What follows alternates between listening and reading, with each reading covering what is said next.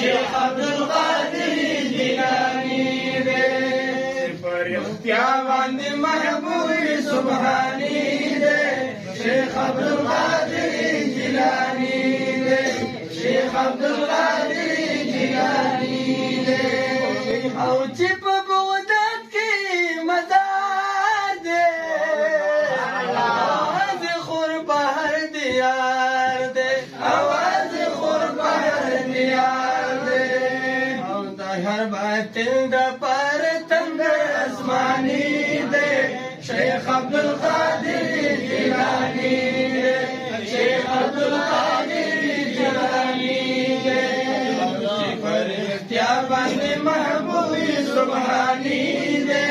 شیخ عبدالقادر جیلانی دے